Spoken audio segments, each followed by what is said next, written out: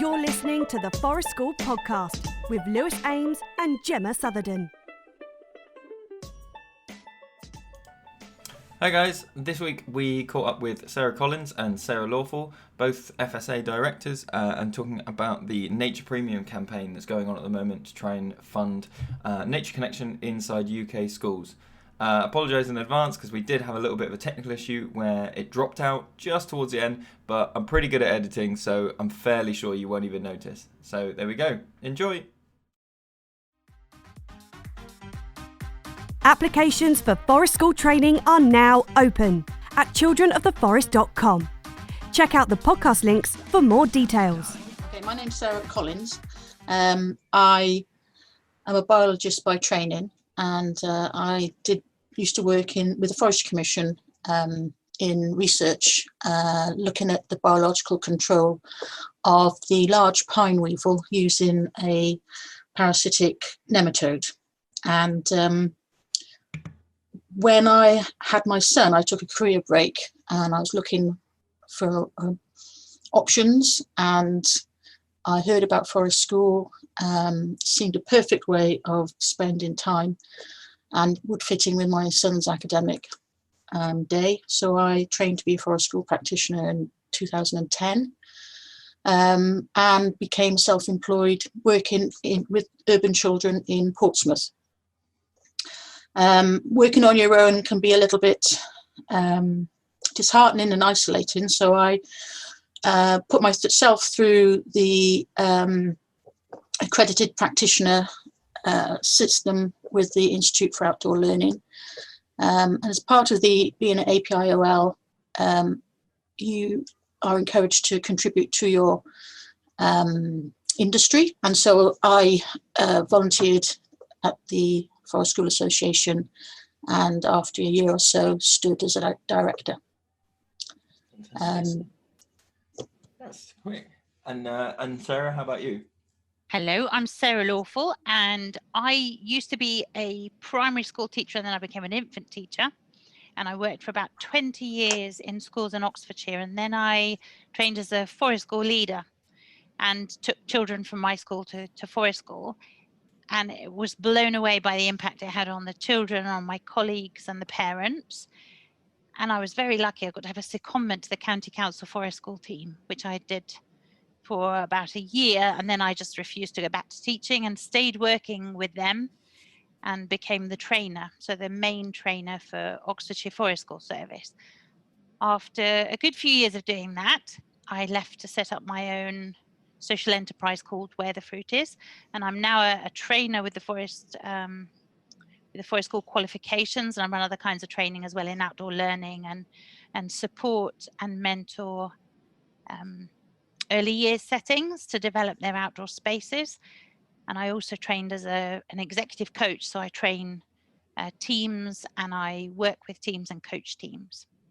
So I'm doing all kinds of things, but Forest School is the place that I discovered all the things that really mattered came together. That you had children and adults out in nature, caring for each other, caring for themselves, and learning to look after the planet. So it's the most exciting place to be working. I love it. It really is that thing, isn't it? I always think that there's not much that couldn't possibly happen at Forest School. You know, with the right motivation by a group or the right needs, you can pretty much pick anything and go, yeah, that would probably fit yeah. in some way if they had this need, and and that's just an incredible thing. But we're not here specifically to talk about Forest School today. We're here because myself and the two Sarahs are FSA directors, and we're I was going to say working on, but that sounds like it's not launched yet. What's a better way of phrasing that? Committed to. Yeah, committed to. Yeah, it sounds real professional. Committed to the Nature Premium campaign, which some people listening might have heard of, and some people might not have. Do you guys want to have a stab at summarising it in a headline for somebody that's never heard? Yeah. At the beginning of lockdown, we were as directors of the Forest School Association, we were talking about the impact that lockdown would have on children, and we were concerned about the children that we knew, how they would be reacting. We were also concerned about the inequity of access to nature, which was becoming more and more exacerbated by not being able to go outside. And as we were discussing, another director, Matt Harder, said what we need is a nature premium. And we all said, yes, that's a great idea. And then we went away.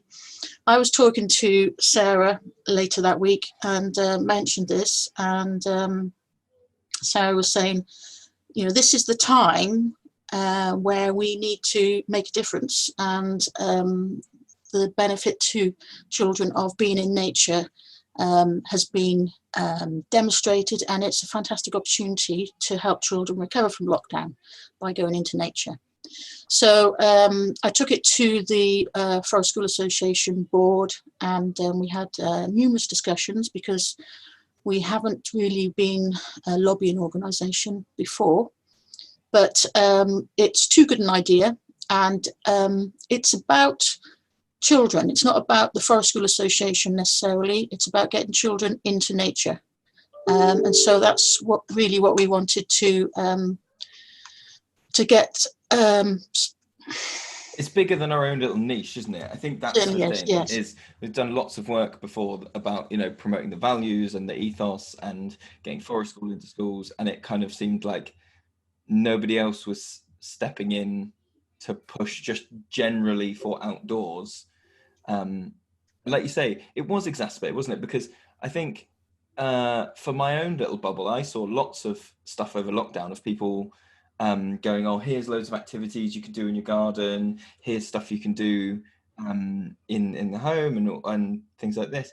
And it was, I can't remember who it was, but somebody pointed out to me, just went, well, what about people that live in a high rise? And just, you know, you just go, oh wow, yeah, being in a high rise for 3 months, you know, there are going to be some children that are really going to be needing this, aren't they, when they go back to school in what is now a couple of weeks.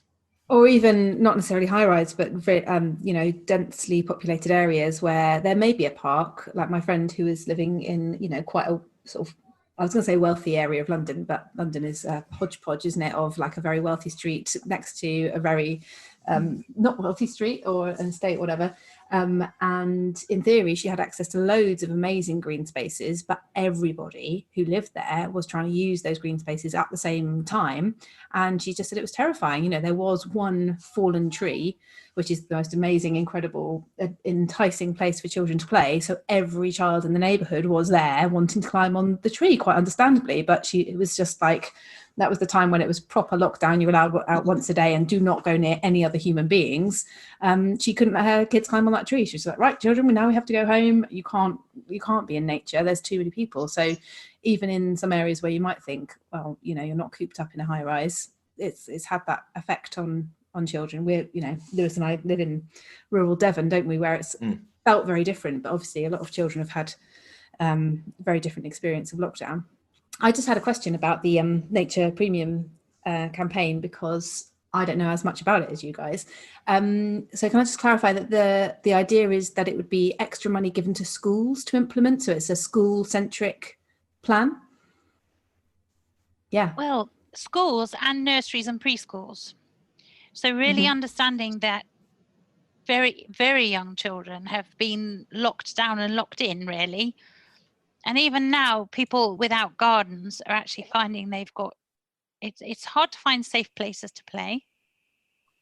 And I think the anxiety that parents understandably have, and even children, you know, I've got grandchildren, and we're now able to go to the park, and, you know, we're really lucky to be able to do that. But even there, people, you can tell there's a great deal of anxiety. Children are worried. Some children are worried about going near other children, and parents and grandparents are worried. So I think there's, you know, to find places that are safe enough for children to be able to play and have freedom, and actually not to be constantly on edge and anxious, I think it's going to really matter. And school grounds are an ideal place. But you've also got areas around schools and green spaces. If there was a way of funding enough staff and resources and training and confidence building for people within those schools and within those early years settings to actually get children out in nature, it'd be just amazing. We're using the phrase nature premium because of the existing sports premium. So it's an accepted financial model. But we are saying every child, regular nature experiences for every child, because the sports premium doesn't include early years. So we're trying to say this is a model, but we think it should be expanded into early years as well. And there's an OECD report that demonstrates that when you invest £1 in early years education, you get far more back in terms of the return than you do post 11-year-olds. So we're making the argument that it's important to concentrate on early years as well as primary school children. Mm. Yeah, that's really good. And that's where you absolutely see the impact on those really little children who haven't had those nature experiences. And when they do, we were talking earlier, weren't we, about the sort of effect of working with little children. Sarah Lawful, you mentioned that. And the reward that you see, and you obviously think if that's embedded at that age, how that will help them carry them through when they are up into primary school, and they'll grow to expect that as well. That's the other thing, is, you know, if you do that at a nursery level or early years stage, that's part of life, that's part of education, and that's normalized. It's really important.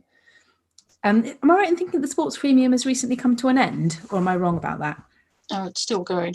Still going on, yeah. Because it came to a contracted end, and then they have continued it now on a year. It was like a 3 or 5 year project, and now they've a bit like tenancy, where they now go, it's just year to year. But it does kind of raise the point, doesn't it, that like having this funding ring fenced is really important. Not just to say schools should be doing this thing, but to say, like the sports premium was, the school, they could have just said, here's an extra whack in your budget, we'd like you to do sports with it, but if it goes in the IT room, don't worry about it. But if you want to have measurable outcomes, then you need to be able to go spend it in this way. And I guess the hope is also that in having a ring-fenced pot of money, it will encourage school leadership teams to, they'll have to engage with it, even if it's for 5 minutes, to go, what are we going to buy? And that might be the difference between there being no nature connection in a school and there being something that then starts to snowball, that then, connects those children. It's making it statutory is a really powerful tool. And it means that those people who are already on board and trying to take children outside into nature, it facilitates their work. But those schools where they've seen the curriculum being reduced down and down to focus on English and maths, and then it fights against that sort of situation to get all children outside. And we've also, I work with in urban Portsmouth, as I said, and I have a very ethnically diverse range of children that I work with. And one of the points that I keep making is if you have children that are confident to go out into the countryside, then they're more likely to take their families and go out when they're young adults and have their own families. So it's a definite investment into making a generation much more pro-environmental. And with all just you don't want to call them like soft benefits, but it's the things that come with that, like reduce stress and reduce, these are measurable things. More time in nature is linked to a lower obesity rate. And so if the government is saying, we're tackling obesity in this way, makes sense to also tackle it in this other way. As well, I think one of the things that personally I'm quite apprehensive about is the drive that seems to be coming out for when schools reopen, that they will prioritize more so than they've been doing for years now, literacy, maths, science, and reading, writing, you know, hammer those things in. And it might be at the expense of mental health and physical health, just to and I'm using air quotes, but we can't say, to catch up. Yeah, and there is funding available for that, right? They are giving schools funding for catching up of children, but as far as I'm aware, they're not giving any additional funding. Well, for any kind of physical aids to helping social distancing due to coronavirus, which is like another topic, but there's very definitively no funding available for that, but also for anything that is going to help children with their mental and emotional health, as we've been talking about. So this kind of does meet that need, doesn't it? And I absolutely agree with what you're saying about making it statutory. It kind of rubber stamps the work that people are already doing, but also gives those schools that are not doing things a bit of a push, and not only schools but parents as well, because you do come across parents who are very anxious about their children's success in English and maths, and do sometimes question, and certainly in schools where I've been delivering Forest School, generally it's very positively received, but you do get the occasional parent who's like, but what are they actually doing? I mean, my child came home filthy the other day, and they're just sort of really just playing, really, aren't they? So what's that about? And to say, well, this is actually mandated and it's part of school life, kind of makes everybody feel a little bit more confident, I think, and it becomes better known. Can we agree that the phrase "just playing" is like a red rag to a bull for this particular group of people? That like you might get away with just playing in other conversations, but I think we all, visibly, everybody's sort of video just went like, I'm not really happy with just playing, because it is all the stuff, isn't it, Sarah? It's like the synthesizing of the stuff that happens in learning then gets built into long-term memory when they go out and apply it. I know, and it's really exciting to watch. And I find that actually when I started getting involved in coaching more, I was meeting people from the business world, and they were absolutely saying, we need to get people playing more. We need playful approaches to thinking. You need to play with ideas. So looking at what big businesses are doing. So you look at places like Google, and they're bringing play into the business world because it's effective. It builds relationships and it gets people's brains working. Actually, there's so much neuroscience now looking at how sitting still for long periods of time is really bad for thinking. And, there are opportunities for children in a school day when you've got a school that does really rich outdoor learning, and there are many schools doing incredible work that are using Forest School, but they're using lots of other kinds of outdoor learning as well. And children are going outside to do their history and their science and their music and their maths. They're taking children out into the locality and they're building connections with people in the community. They're learning about businesses. That so much of that is outdoor learning that a nature premium would actually would fund. And thinking around, solving problems in your locality. Children are really quick to go, there aren't enough trees, there aren't enough plants, there's nowhere for the birds to sing, there's nowhere for them to make their nests. Children come up with brilliant solutions to problems, and they notice stuff. They're so observant. You take children out for a walk and say, what would you like to be better here? And they've got fabulous ideas. So this nature premium Forest School would be a great way to use it, part of it. But there's so many other things you could be doing. So planting trees, developing gardens, creating spaces near to your school grounds, actually having community projects that are really based in the community, that are looking after people, that are building connections. So we're seeing this as very much a way of a green recovery, and getting children would be able to start really researching, well, what plants would grow here? What plants do we need? What do the birds need? What do the animals need? It's rich. It's rich in possibilities and opportunities, I think.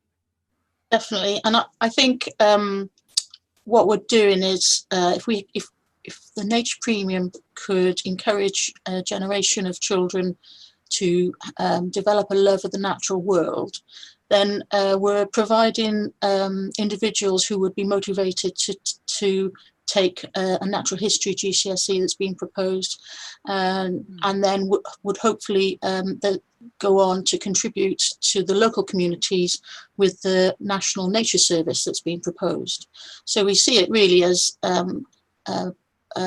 contributing to a whole generation that'll grow up appreciating the local natural world, and then appreciate what needs to be done to protect our environment and improve our current situation. Yeah, I think there's a thing there, isn't there? There's like we have all obviously got a bias where we are very pro nature, pro outdoors. We know those benefits, and a bit like we were saying earlier with the parents going, well, what are they going to get out of this? And it's not just that those children are going to grow up and potentially do a different GCSE or potentially be involved in the Forestry Commission or something else, but there's this real big push at the moment for thank you NHS, we love the NHS, we're doing all we can to support the NHS.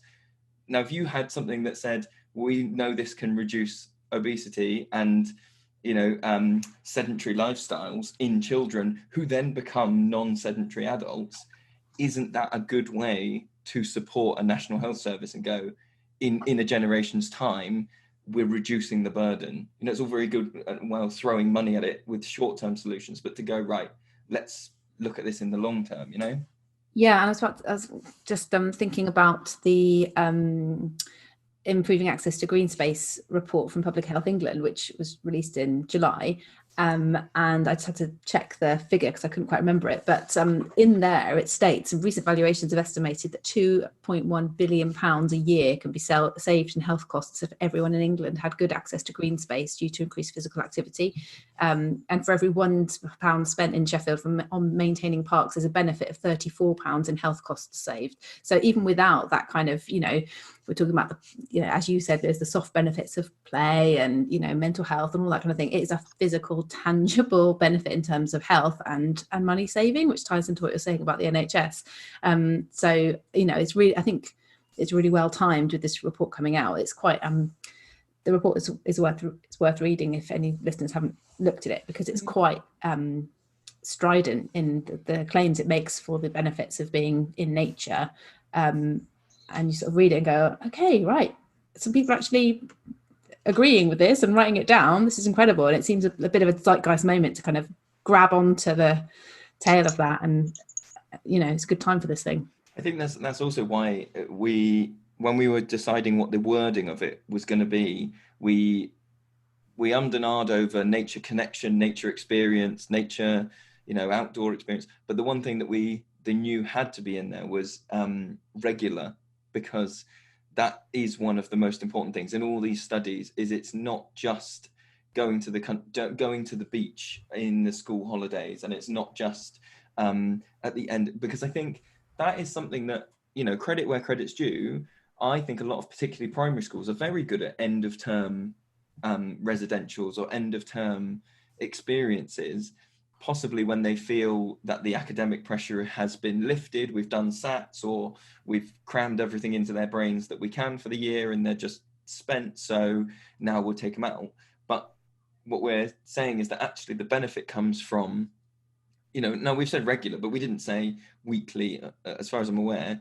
It doesn't say weekly or, it's just giving schools that flexibility, but saying this isn't a one-off thing. Don't spend it all in one go.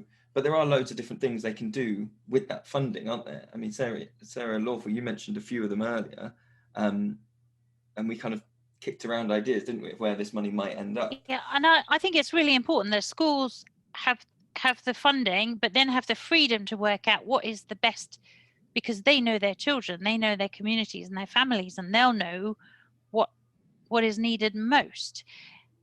They'll also, most schools have got good connections with outdoor learning practitioners, and they've got, they might have city farms that they go to, or local botanical gardens, or an outdoor residential out of area that they go and stay in.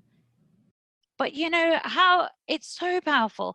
And when I was teaching, I made sure that, before I'd even discovered Forest School, which was the most exciting thing for me, but we went to the park, we walked, we would go and feed the ducks with my class, and I'd get parents in, and we'd go and we'd post letters, and we'd just walk, we'd go out walking, and they'd be so excited about things like finding a snail. The snail was more exciting than going to the post office to buy your stamps. But children are so observant when they're given time and space, and they don't get that very often. And parents have got so much pressure on them to get children to school on time, get them picked up, pick them up from a childminder or from nursery, getting them backwards and forwards. There's always, I'm a grandma now, and I just explained to you, I was looking after my 2 grandsons today for a little bit, and I was exhausted, absolutely exhausted, because they don't stop. And I think sometimes as teachers we can forget how tiring it is being parents, and having an understanding that parents need support, and they need encouragement, and they need help to understand that the things that are free are valuable. And we're in a culture that is so consumerist, and we're being sold this stuff on television and through social media that we need to go to these exciting places, but actually the stuff that's around the corner is often what the children want to do the most. I was working on a play association fun day many years ago in a huge park, and we'd set up a mud kitchen, we'd got ropes, and we'd got sticks and shelter building stuff for children to come and play with.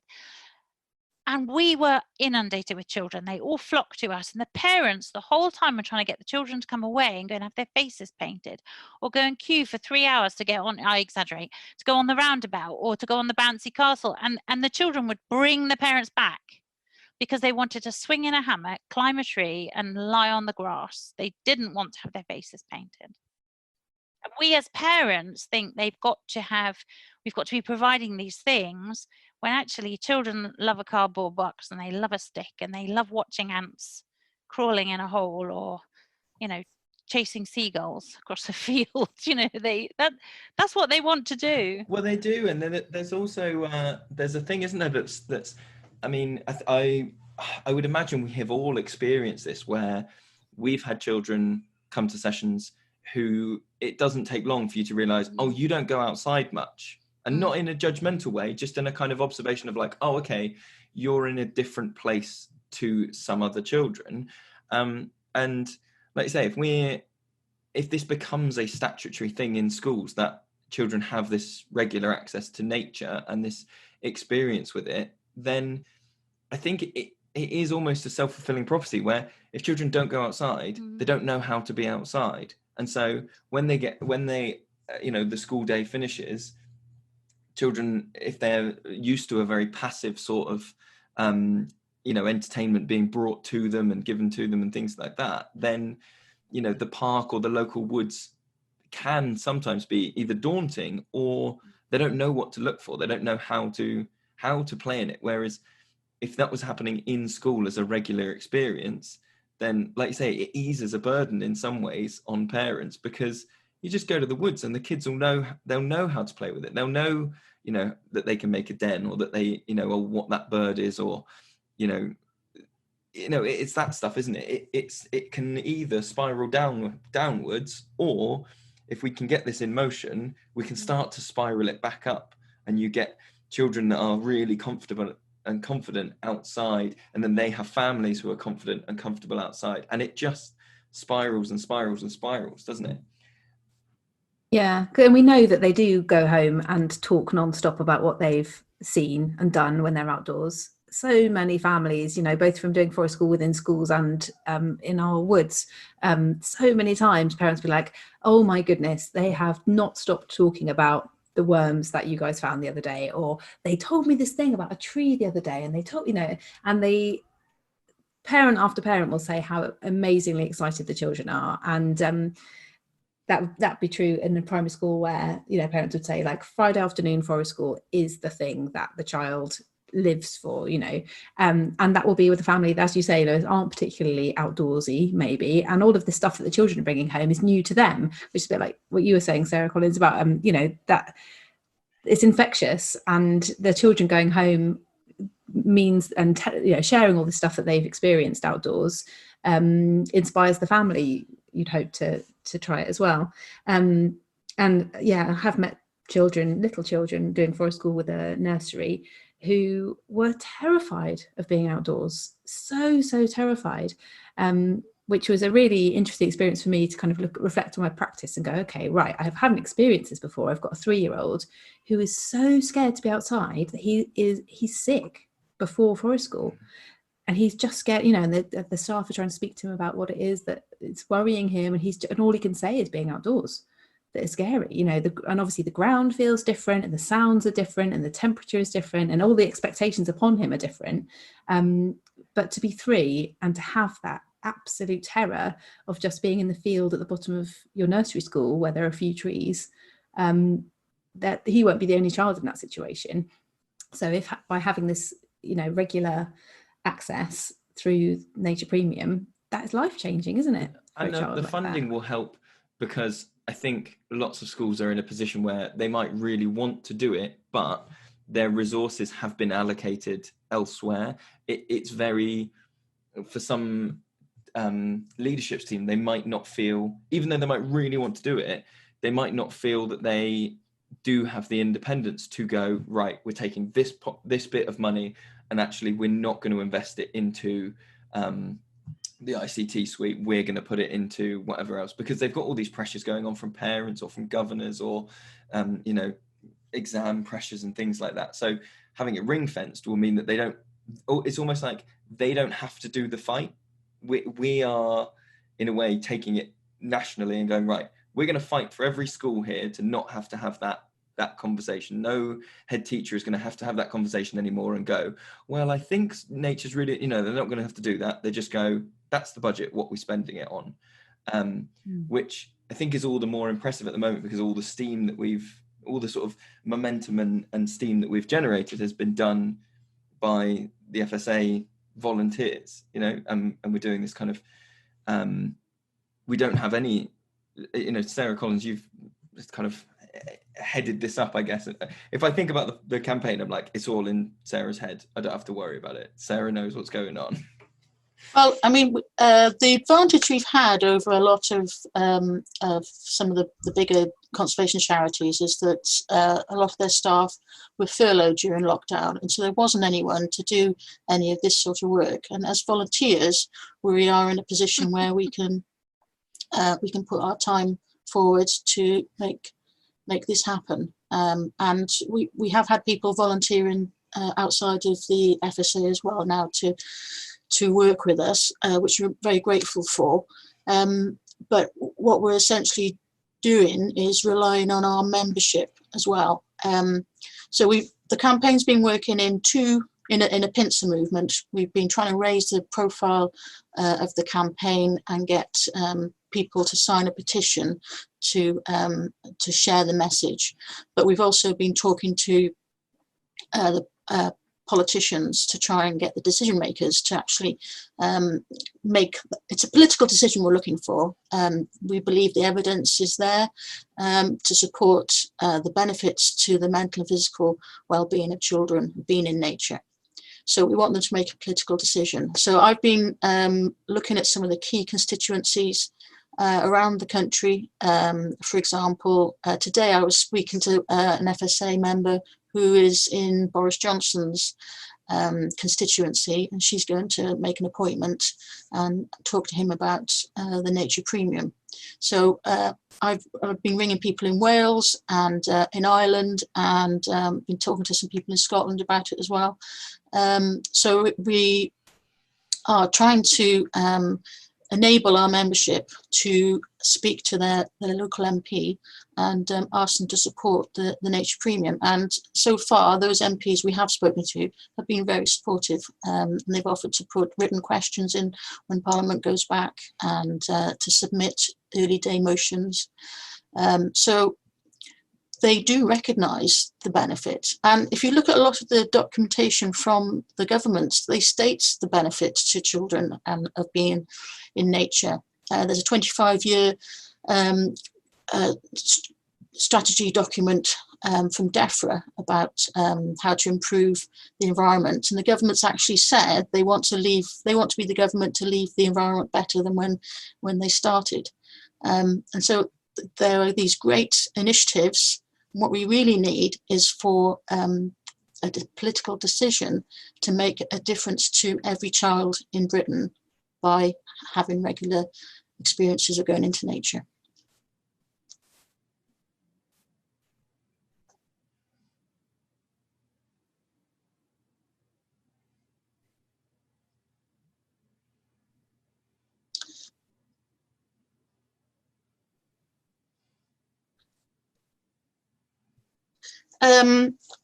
I think it's a stronger campaign to include every nature opportunity.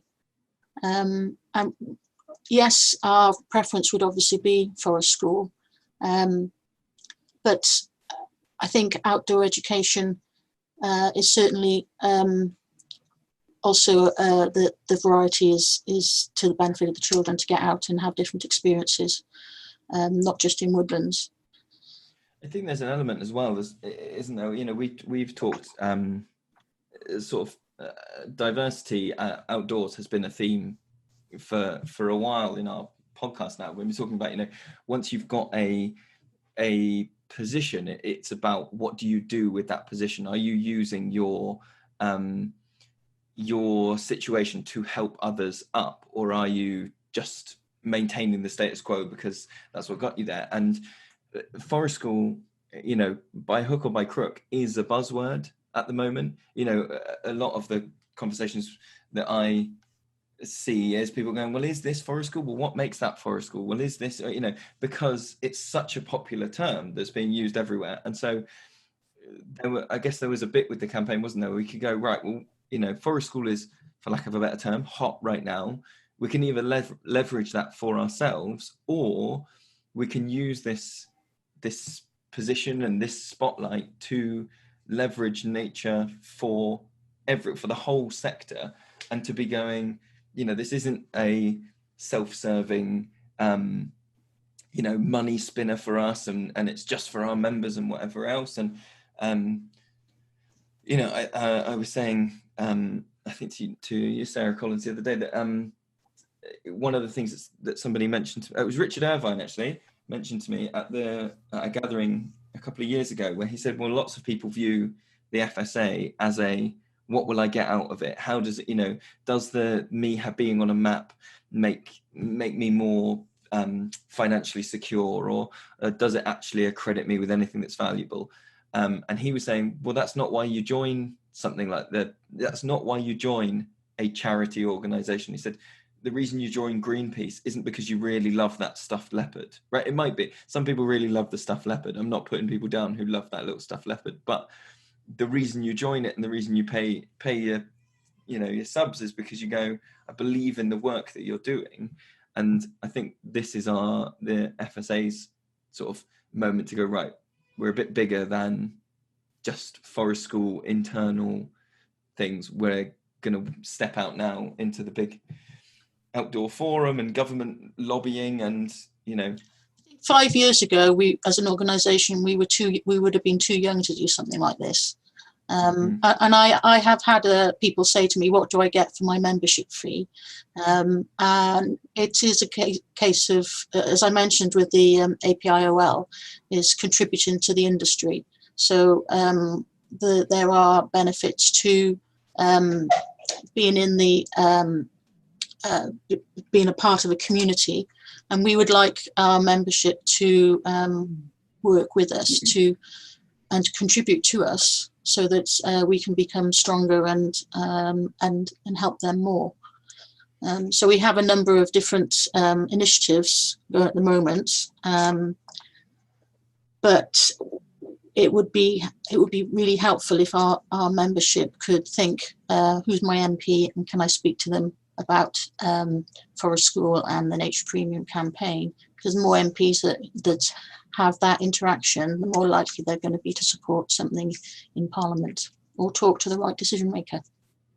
And it might be worth saying as well, isn't it? The reason we're saying your MP is that MPs have an obligation to meet with members of their own constituency. You know, we could all try and arrange a meeting with Gavin Williamson or Boris Johnson or something, but we're not really going to get it. Whereas if you're a member of his constituency, then you are in a better position to levy that. So finding out who your MP is and going, right, I'm just going to talk to you about it. And also finding out, you know, maybe not who your MP is, but who is the who are the other political parties in your area, because, you know, things move, don't they? Yeah. Things change. We've also had one of our supporters, Amelia. She, I think she's definitely under 16 anyway. She's written to her MP to express her views about the importance of being in nature. And I think the more that MPs see the conviction that people have, then the more likely they're going to sit up and take notice of the Nature Premium campaign. I think it's worth saying as well, isn't it, that this is not a counter to the government's kind of recovery plan and back to school plan. You know, this is something that could really help them, I guess. And it's something that lots of other, you know, people might say, well, no other country has this sort of thing, but culturally it's something that's sort of dropped off the radar a bit here, that it in particularly other European countries, no one would question, like, well, of course the children go outside. You know, you're talking about some of the Scandinavian countries, and they would be shocked if the children went indoors for too long. So it's just about moving that into it, isn't it, and going, right, this is a non-negotiable. So what's kind of next on the horizon for the campaign? Well, we've been spending a lot of time contacting a number of organisations, and the outdoor classroom campaign is going to be working with us. We've got a number of different people who are going to be supporting us.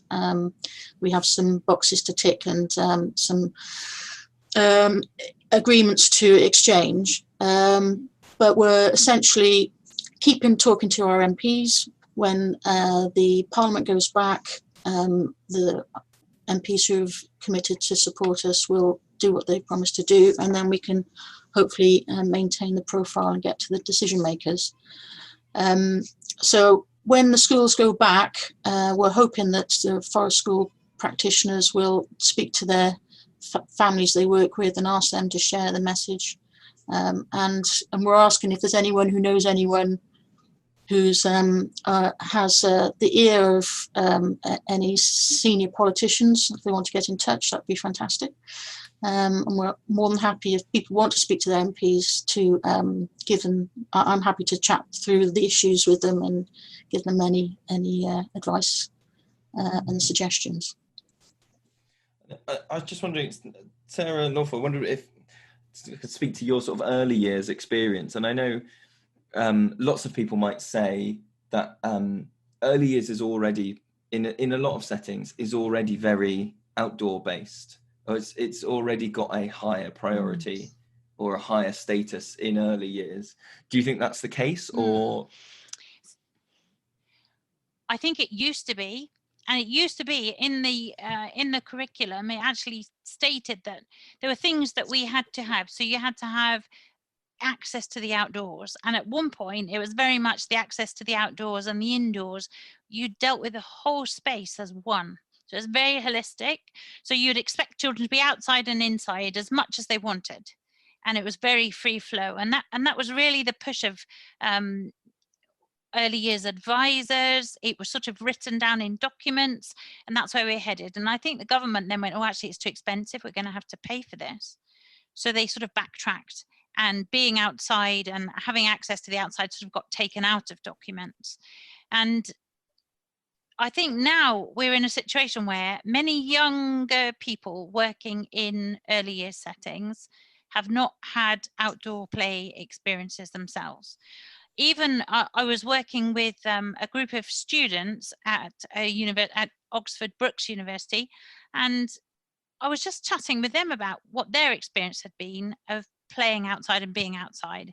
And these were students who were on a PE specialism. Some of them had sort of taken this particular module was about PE and outdoors and all of that kind of thing. And even those young people, when I took them to the woods, some of them were anxious about walking on uneven ground. And they were, and we had a conversation about it. And they said, "Oh, but you know, I might trip over and I might hurt my ankles and I might spoil my trousers." And, you know, so we were having conversations, very open, honest conversations about this. And I think if you're working in a nursery setting, often those young people have come through school, have ended up doing early years work, many of them, because they weren't sure what they wanted to do. And the temptation is, well, do you want to do animals? Do you want to do public service? Do you want to do hairdressing? Or do you want to do early years? And you kind of get sort of shimmied off. And so you can end up with young people who have had very little play experience themselves, very little experience of being outdoors. And then we're expecting them to be taking children outside. And it doesn't work because they haven't got the confidence. And they actually don't know why they're doing it either. They've not done it themselves. So even, you know, I don't know, 20 years ago, I would have children coming to my class, foundation stage class, who had not walked on uneven ground. Just 20 years ago, and it's worse now. And if you think they've of not done it firsthand popularity themselves. of soft play Well, they're never centres, going to open up again. Let's just imagine they will.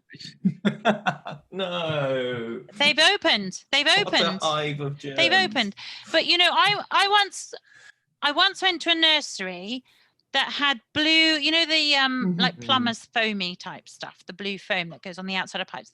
They had that on every corner. They had it on the corner of They're on allowed. the corner of tables, on the corner of staircases, on the corner, every corner had this blue foam.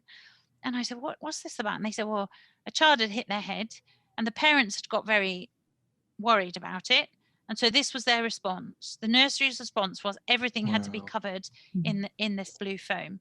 So basically you've got children and staff having to live in a padded environment in case somebody bumps and hurts themselves. Now, none of us want children to hurt themselves, but actually school and nursery is about learning to be alive, and just being on bouncy soft play surfaces, that's not being alive. You're not interacting with the real world. And being out there in the real world is going to be how children learn to manage their own safety, have an understanding about forces. You know, children need to be allowed to fall over. I think I might They need to be able to fall over, and they need to be able to have learning injuries. The kind of learning injuries, and whenever I teach anybody about play and learning, it's like, you know, a toddler has to fall over to learn to walk. We don't stop a toddler learning to walk, but somehow we get past that, and then we're scared to death that they're going to hurt themselves, and we don't let children do the normal stuff that children need to do to be alive and function and have physical bodies that they're confident in. And they, you know, all this obesity that's coming out of adults. Children aren't asking to be kept protected and wrapped up in cotton wool. But you know, if we have a nature premium, we're talking about get children outside, that could do a whole bunch of stuff to support and encourage teachers, teaching assistants, parents, early years people to really understand the value of being outside in the real world, doing real stuff. So is the idea that with the nature premium, if it came to fruition, that schools would have this funding and they would also have some kind of support alongside it, in like some suggestions about how they might spend that money? Because I'm just imagining now, I agree that the sort of freedom for the school to decide how they spend that money is great, because obviously they may already be doing loads of forest school, they've got that sorted, but they've got this other gap in their provision. Or it might be that they have this great resource down the road that they go, yep, that's absolutely what we know we're going to spend it on. But if you're in a different kind of school where a lot of the staff are, as you've described, maybe younger, haven't grown up with that kind of experience and themselves of being outdoors and learning through play, I wonder whether some of those schools might kind of get this money and it would arrive and they just don't really know where to start and they have that fear. So would there be a kind of resource available for them to kind of come up with a plan about how to spend that money in a sort of not necessarily a scheme of work, but like some examples of how it might be spent to support them, or another kind of support package? Those packages are freely available at the moment. So there are a number of charities that promote outdoor education, and the FSA, obviously. So that information is available. It's a little bit chicken and egg. If you don't have the funding, then you don't look for the capacity, and if you've got the funding, then there's an opportunity to make decisions and to start. And I'm sure the industry would respond to facilitate the sort of learning outdoors in a rich natural environment that schools were looking for. I think that's exactly it, isn't it? That we're hoping that this is not a flash in the pan. Yes, they did it for 2 years and then it went on. So if you're looking at this in the long term, there might be some schools that genuinely struggle, but that feel lost. But my experience would say that if there is money to be spent, schools will work quite hard to find out how to spend it. And in an immediate term, that might be hiring your local forest school teacher, or hiring in the local scout leader, or seeing if a parent wants to come in and do some paid sessions of outdoor gardening or something. But that then might be the catalyst that while they're in the school, they then say, well, it'd be great if the kids had a set of shovels. It'd be great if your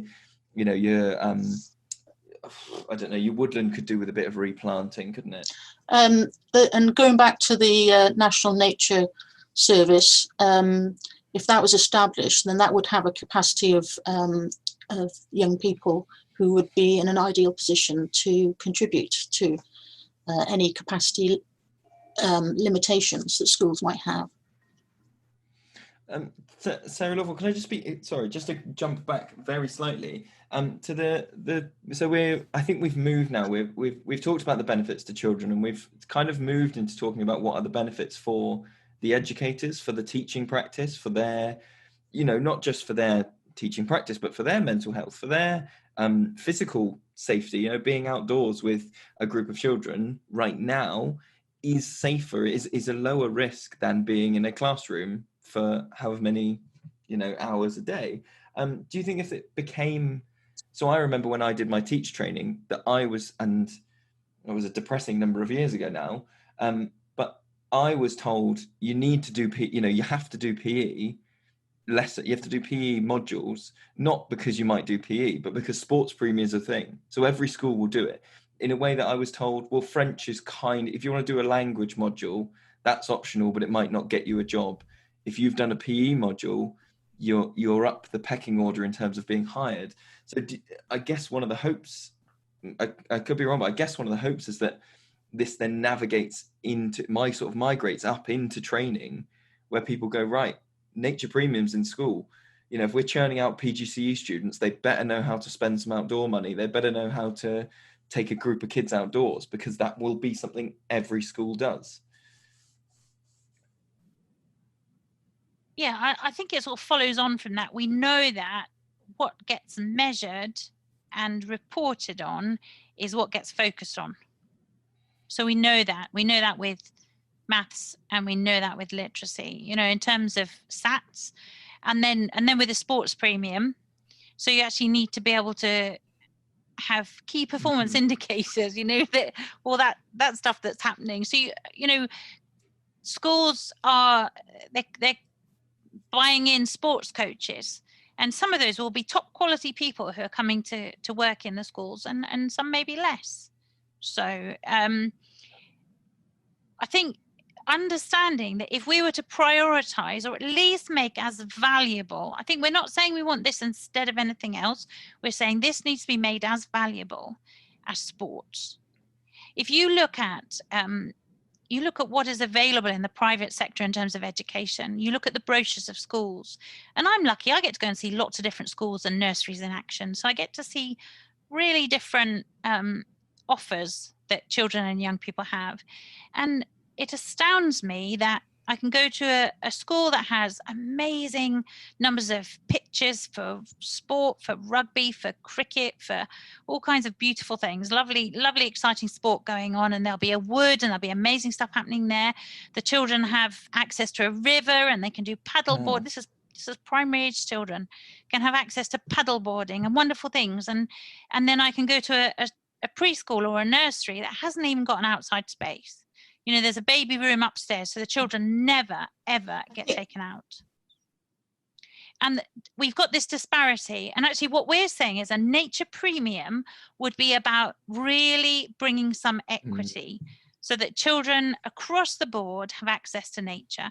And it's not just those families and have parents who are able to fund it. Or are lucky enough to have a back garden. And that, you know, I have grandchildren, and one of my daughters and one of her daughters were shielding. So for 3 months they didn't go out, but they're very lucky they've got a back garden, and that rescued them, and they grew stuff and they hunted for frogs. And in fact, Olive at the age of 3 was delighted to show me her frog. It was actually dead. Her dachshund had mangled it. This has happened a few times over the summer, but she was very ecstatic that she had a pet frog, but it was a very dead frog. And apparently it had gone in the paddling pool, and it didn't swim. Anyway, they'd buried it. And her mum was on the phone to me, no FaceTiming or something. And then I heard her say, "What have you got?" And Olive had dug up her frog to see if it had started breathing again. So this is Olive at the age of 3 working out, when you're dead, are you really dead or are you just a bit dead? But their experience of 3 months just about of not going anywhere except their house and their garden, they were really starting to struggle, and they were really starting to feel the anxiety and just they were desperate to run. And so the end of shielding, I mean, they didn't make it to the end of shielding because they couldn't stand it. And when it's broken, Mom. Mom, it's broken. Mom, it's broken. Mom, it's broken. Mom, it's broken. Mom, it's broken. I don't think that it's broken, honey. Here, let me try. What would you do if you didn't have a garden? And we know even in our town there are children who are living in flats and they've got no access to a garden. And if your parents have been trying to work while you haven't been at school, and your parents are trying to work, how has anyone coped? And what they've done is they've used the TV and they've used the electronic gadgets just to try and survive. So you've got children who've become even more indoors than they ever would have been before. And I think going out and doing outdoor lessons, like you say, you know, whatever those lessons are, if it's outdoor literacy or outdoor history or outdoor whatever, that's going to be a really important middle ground for children that have been told, don't go near anybody, everybody is a potential threat. And all the, you know, we talked to John Cree about the, you know, the idea that this weird mentality that other people are a threat, which is not something that human beings can deal with for a long time, well, for even any amount of time really. But being outdoors, one of the best things that I always think with our sessions is, you know, we've not got a massive site, we've got 3 acres, but there's enough room that you can go, do you know what, they're kind of peeing me. I don't mean me, well, sometimes me, but the other kids can go, do you know what, so-and-so's, you know, Jeff's really peeing me off today. And you go, right, there's 2.5 other acres that you can be in, and that's absolutely fine. And even if it's just the difference between being in a classroom and being physically that close to each other, however close they're going to be when they go back, and being in a field or a woods and go, okay, you've got a bit more room to breathe. Your social skills are probably a bit rusty, so you're probably going to need some extra space, some extra time to adjust, aren't they, really? Yes, and there's also understanding that I think you're dead right. The impact of helping and doing something positive can have on all of our well-being. So if you're a child and your class and your teacher and your forest school leader or whoever you're working with says, hey, we want to do something to make our school grounds better. We want to work in the nursery garden here is looking really a bit sad and tired, and we want to make it beautiful, and we want to make the bees happy.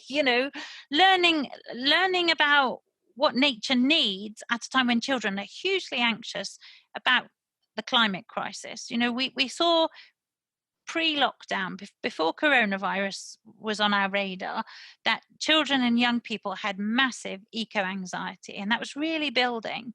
And actually what we can offer with this Nature Premium is a great answer to that, because we can say, well, what are we going to do to look after nature, to look after the planet and be connected to the planet? So children could even join in the Nature Premium campaign. That'd be an amazingly powerful way to give them agency, to give them something really positive to learn about, to understand why do we need nature? Why is nature important? What are we going to do to look after nature? How are we going to make nature in our environment here better? That has a huge impact. When you look at the 5 ways to well-being, you know, that hits every single one of them. And you get to do all the research. What kind of plants do you want? What kind of trees do you want? What kind of habitats do we need to make? And there are such wonderful resources. You know, Learning Through Landscapes has great stuff. Woodland Trust has fabulous stuff. The RFS, the Royal Forestry Society. There are so many. And obviously the Wildlife Trusts do amazing work as well. So, you know, many of our forest school leaders are working in collaboration with wildlife trusts down the road. You know, the Wildlife Trust will have a woodland, and there'll be forest school happening. Or the National Trust. There are so many amazing conservation charities and education departments working on amazing projects with children. And if we could just join it up, this Nature Premium campaign would be about joining up lots of that brilliant work. Amazing. Yeah, it all makes sense. Just, you know, let's just send this podcast to Bojo and Co. You just, you know, you guys have nailed it. So apart from like contacting MPs and things like that, is there anything else that people can do at this stage to support the campaign? I think sharing with their network as families and friends is important. We've been taking photos of people have been creating the plus sign in the Nature Premium logo with a range of different leaves and things. So that's a way of showing support, and talking to the schools, talking to the teachers, and just spreading the message as wide as possible, really. The way you contact the Department of Education is you go on their website and you can ask a question. And I've sent 3 letters to Gavin Williamson now, asking him to support the Nature Premium campaign. But anyone's free to ask a question. So if you wanted to talk to your MP and send a question concerning supporting Nature Premium to the Department of Education, that would be fantastic. And I think it's worth saying as well, Sarah, the website has got all sorts of information on there to help people. So with different things that you can do to support. And we would love volunteers if any of our members or even forest school practitioners who are listening to this, or teachers who happen to listen to this. You know, you don't have to be a member of the Forest School Association to be involved in this campaign. We'd love you to get in touch with us and offer your support and your services. And we are looking for organisations to sign up and support and put their logo on the website. So there's plenty of different ways people can support this. This is about advocating for children. And it's especially about how do we advocate for those children whose voices aren't heard, and those young people whose voices aren't heard, and how do we get their voices heard? So that's the other thing we would love, is to get children recording what they think and what they want. How would they like access to nature, and to get in touch with us, and like Sarah said, you know, to tell their MP. I heard a brilliant story. I was chatting with a colleague the other day, and she'd just met with her local MP and some children from the local village. And they were very worried about sewage being let out into the water. So they were there meeting with water officials as well. And the young people listened to the politicians and they listened to the water officials. And at the end of it, they said, yes, but what are you going to do? It was really amazing. And this colleague of mine said, well, you know, the children spotted, it was all a bit of hogwash, really. you know, Very polite they word. were like, you're talking about all this stuff and you say our voices matter, but what are you actually going to do? Yeah. Just And I cut think through- that's cut where through the- children are. They're kind of like, what are you going to do about this? Yeah. So is there an email address or somewhere on the website where if somebody does record a message from a child, there's an email address that they can send that to? Or If they look at the website, my email address is on there. They can send a message and it'll come through to us, and we can get back in touch and then exchange files, etc. And that's probably the easiest way to go about it. yeah, we'll put the link to the website on the show notes for this. The other point on the website, there are lists of priority constituencies where the Department of Education and cross-party education committee, so that's made up of Labour and Liberal and Conservative MPs, and they all have an influence on education. So if you want to see if your MP is in a key constituency, then we put it out onto the Nature Premium website. Brilliant. Great. Well, thank you so much for your time, guys. Thank you. Thank you.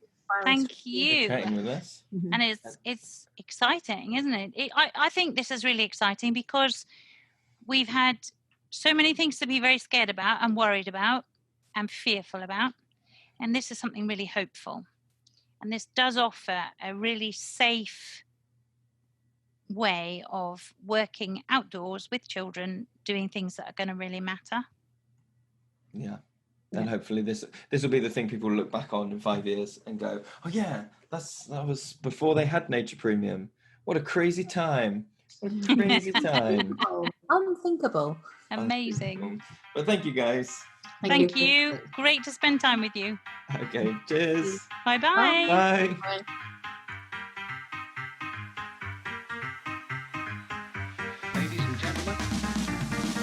If you like this podcast and want to support more episodes, you can donate through Patreon.